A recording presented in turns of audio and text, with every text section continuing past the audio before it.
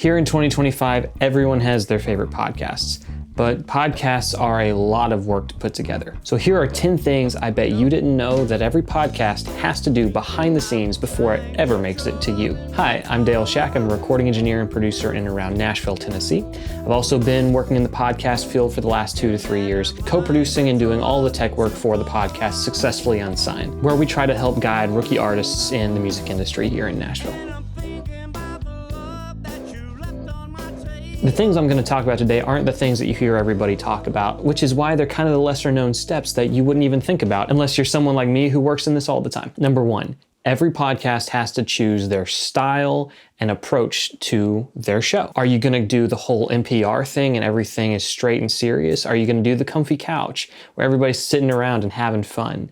Are you doing something completely different like some of the murder mystery podcasts? You have to decide your style, and that informs everything you do after that. Be it location, whether you're doing a video or whether it's audio only, or whether you plan to have guests or not, or how long your podcast is. Everything kind of hinges on what is the purpose of your show and what style do you choose to pursue. Kind of along with that is number two, which is the filming and the lighting aspect. A lot of people forget that lighting is really, really important in filmmaking. If you've never been on a film set, you probably wouldn't realize just how important it is. Like for instance, right now, I have a very bare bones light setup, in which case I have one light here in front of me, I've got another one over there, I've got lights all around me to kind of help set the stage for this particular room, and this particular lighting setup is really not the best. It's just kind of something quick to do this YouTube video. And as someone who does video fairly regularly, but is not my main push, if you have recommendations on good lighting setups or lights themselves that you like that aren't like crazy expensive, let me know down in the comments. Help me out and help everyone else out on this channel as well. Number three, and this touches more into my world specifically, and that's mixing audio. You don't just get the microphone and send it out to the world. You have to do a lot of things in between. The biggest of those after recording is what we call mixing. For me, that means I'm adding compression, I'm adding EQ, I'm doing a lot of noise reduction, gating, things like that. More compression usually, because I kind of want a little bit of that broadcast kind of radio kind of sounding like presence. There's also sometimes some automation that goes on. In the podcast stuff, I don't get crazy with automation like I would in like mixing a song. But sometimes there's still a little bit here or there. You go in, you have to cut out like coughs if they're really bad. Now the podcast that I'm a part of, we've chosen to go kind of the really casual kind of raw style where it's like you're in the room with us. We're not going to be cutting out all the ums and uhs and making it sound super pristine. We want you to feel like you're a part of the show yourself, even if you're not physically there. So that makes my job a little bit easier because I don't have to go in and do all of that extra editing. I can just make the microphones themselves and the people that are speaking into them sound good. But along with that, at the end, once I have everybody in relation to each other, I also have to make sure that it fits for delivery to different places. What I mean by that is how loud is the podcast? If you remember years ago, like on TV, commercials would be screaming loud and then the actual show would be down here. Well, over time, that's become closer and closer, and commercials are still kind of loud. But that's become closer and closer because of standardizations and regulations saying, hey, y'all commercials you can't be that loud.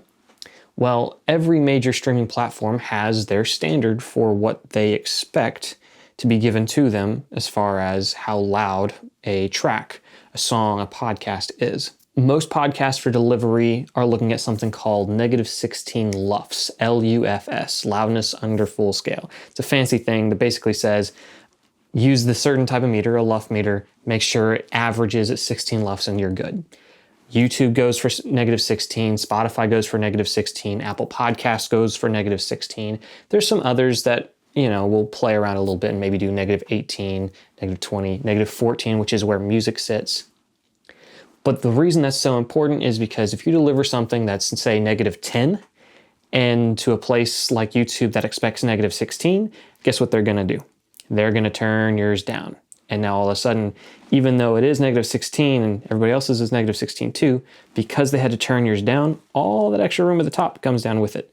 Now your sound's quieter, and that's not really good. Your audience doesn't, we don't like to have to turn the volume up and down when we're going between videos on YouTube. So shoot for that -16 and you'll be fine. That's something that every podcast has to be aware of when they go to deliver. Number four, going back to video, is color editing. pretty much everybody is doing some form of color editing. Now, some of your cameras, like if you're only shooting on like a phone, like I am right now, has some color editing kind of baked into it. But if you're using nice cameras that shoot in RAW forms or S-Log like we do with the Sony A7S series stuff, then you have a huge range of color editing that you can do to make it pop and to make changes where needed. Now, I am not the best color editor. You can go back and look at a lot of our videos. That's an area that's a weak point for me in my video editing.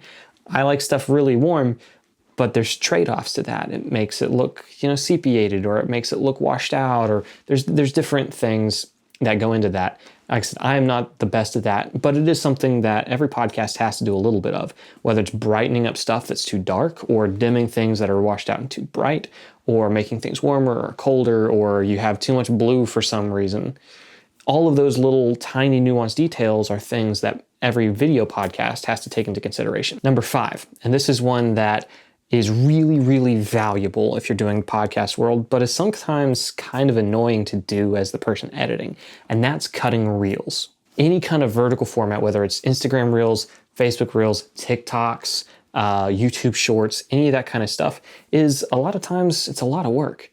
It's way more work than you'd expect, because you're already editing. For us, we do usually about an hour-long episode, and as I go down, I start cutting out, ooh, here, this little section was a really good statement by somebody. Let me pull that and let me use that. And I set it to the side on another timeline. I keep going. I keep pulling all these things. And by the end, I usually have 10 to 20 little clips that are, 15 seconds to a minute, sometimes a little bit more if it's a really interesting, engaging section, that I now have to go back and re-listen to all over again 2 to 3 more times to make sure, hey, this is going to work for social media. And then, in those 2 or 3 more times will be another pass to put captions on it and make sure that, I use Adobe Premiere, which has really good like auto captioning. It'll listen to what you say and then type it out and time it. But sometimes it doesn't catch everything, or maybe somebody has an accent that's harder for it to understand. And so it thinks one word is something else, and you have to go in and fix those things. And so it's a lot of rewatching the same thing over and over again. It's a lot of work, but it's really important, because that's how you find new people. That's how you find a new audience and get your podcast out there. Number 6, this is also a really important one if you have guests on your show, and that's making sure that they're happy with the product before it goes public. Doing a little quality control is essential if you have somebody else whose face, likeness, public image, any of those things is going to be represented in your brand, in your podcast, in your world. You've got to make sure that they're okay with it before it goes out. So I send stuff through frame.io because I have a lot of storage there. You could send it through Google Drive. You could take a flash drive to them. You could do all kinds of different methods to get them there. But every podcast that has guests should be running the edited version of their show by their guests before it goes live. This also helps in the case, like for us, where we deal with musicians and we film, sometimes a few months before it comes out. This helps in that case where maybe they talked about a project and then realized, oh, I don't need to talk about that yet. I'm keeping that secret for a later release. Well, we don't want us to have any spoilers for them. We want to make sure that they're taken care of and that there's respect both ways. And so that becomes really important to make sure that they've listened to and didn't forget, oh, I wasn't supposed to say that person's name, or that's the name of a song that hasn't come out yet, or whatever. Just making sure that you run things by whoever your guests are. Number 7, now we get into the really nitty-gritty kind of stuff that is important, but is definitely not the sexy work of working podcasts. It's not the stuff that you just get to watch, but it really helps you as an audience. And that starts with post descriptions. How do you find the best podcasts when you're scrolling through Spotify, YouTube, wherever? Title is obviously important, thumbnail's important, and a lot of people talk about those, and those are pretty obvious, so I'm not going to cover those. But the post description underneath that then tells what that particular podcast is about becomes really important, because if they've piqued their interest enough to look at it, you want to make sure you have something there that accurately represents what is happening on screen in that episode or in your podcast in general, if you're doing one, just a generic one for your entire show. And that also includes contact information for you and any other co-hosts and any other guests, redirection, right? Get them to your website, get them to your social media, get them to places where they can find more of your stuff, playlists, especially if you're doing YouTube, making sure that they stay in your ecosystem and watch more of your videos. And of course, things that just interest people, things that spark conversation, right? If they're willing to look at that description, they're probably willing to make a comment perhaps, or at least like it, maybe subscribe. Those post descriptions are one of your last chances to really grab someone's attention if the video itself or whatever you're saying in the video doesn't make it to their ears before they skip. Number 8 comes right along with post descriptions and is part of that, and is my personal least favorite in this entire list. It's timestamps. Timestamps feel like they take so much brain energy even though they don't.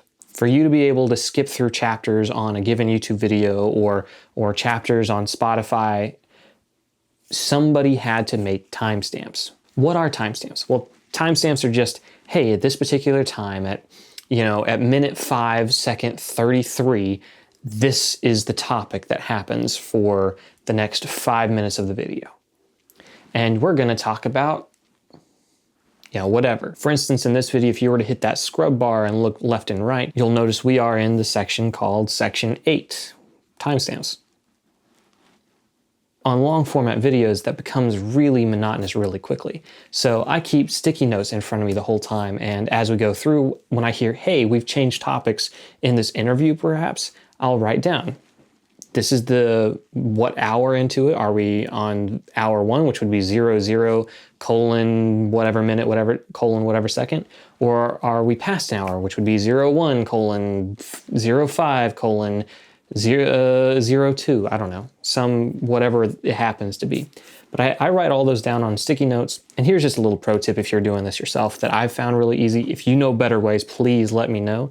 But this is the best way that I've found. I write them all down on sticky notes, and then I use my phone to scan that photo, copy through smart scan features. I copy all of the text that's in that, and then I drop it in ChatGPT and then tell it, hey, clean it up. If I need to rewrite what the name of a timestamp is to make it clearer, more interesting, more engaging with the audience, I'll ask it to do that. And then I go through and just verify that those two things worked out correctly, that, I didn't confuse a 2 for a 5 and all of those fun stuff. And then for different places that I'm posting things, making sure it's formatted for the different places, which directly leads us into number 9, which is distribution methods. Every podcast decides to go different routes, but there's a handful of common distributors for podcasts. For instance, Podbean's a popular one, RSS, which we use, Spotify for podcasters, or whatever they call it now, as they've rebranded several different times, and a million others. Every podcast has to go through and decide how are they going to get their product, their show, out to the masses, out to their fans. And those distributors are the way you do that, through your RSS feeds. And that feed you can now link to all kinds of different places. That's how it gets your distributor. Your distributor is how it gets from you to Apple Podcasts, Spotify, YouTube Podcasts and YouTube Music, to wherever it goes. Google, Samsung Podcasts, Google Podcasts, all those different places, all those directories as they're called. That's how it gets to those places. And every podcast has to figure out which one are they going to go with, how much are they going to pay for it, what features do they have, does it do transcripting for you, does it do chapters, does it allow you to import your own chapters? All of those are decisions that podcasts have to do before it ever reaches you. And lastly, number 10, along with all these things, are the upload details. Now you might be thinking that sounds a lot like the last two that we've discussed, and it is, it's similar, but it's different in this regard. Your upload details allow you to customize your product to fit your audience. For instance, if you are doing a lot of AI altered content on YouTube, they're going to ask, hey, is there any AI altered content on this?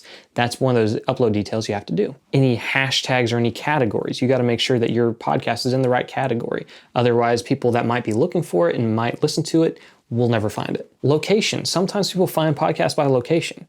For instance, since we're here in and around Nashville for the music scene, and it's kind of more or less a localized kind of idea of our audience that we're looking for, I make sure that Nashville's tagged in all of our stuff, both as the location and a hashtag. That way people can find us that way.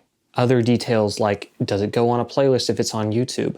How are things formatted, right? So Spotify for timestamps wants a different formatting than YouTube wants for timestamps. They want brackets, and then YouTube doesn't want brackets.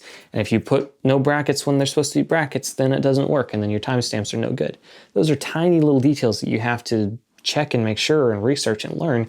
Otherwise, your stuff's not going to work, and then, your audience obviously is not going to have as good of an experience with your show as they should. And every different distributor and every different location has their own little details that you have to kind of sift through and go through, whether it's made for children or not, for instance. And of course, your thumbnails and your titles and all of those other little fields that you have to input and say, oh, hey, this video is related to this one. Go watch this one afterwards. Redirecting traffic through those kind of features as well. All of those details are super important as a podcast, and you may not even know that you're the beneficiary of those little tiny details that make your experience so much better with your favorite podcast. All that to say, if you've been wondering how podcasts are made, this is not the overall show of how to make a podcast, but this is 10 things that most people don't realize go into podcasts that are required before they ever reach you, the audience. Now you can tell your friends you know a little bit more about this industry and how it works. I don't know why you would tell your friends those things, but you could. With all that being said, I hope you learned something and enjoyed the process. Don't forget to like and comment. Let me know what I missed. What are some tiny details that you know that I've just forgotten? And so, as always, subscribe both here, and you can also check out the podcast that I'm on, Successfully Unsigned.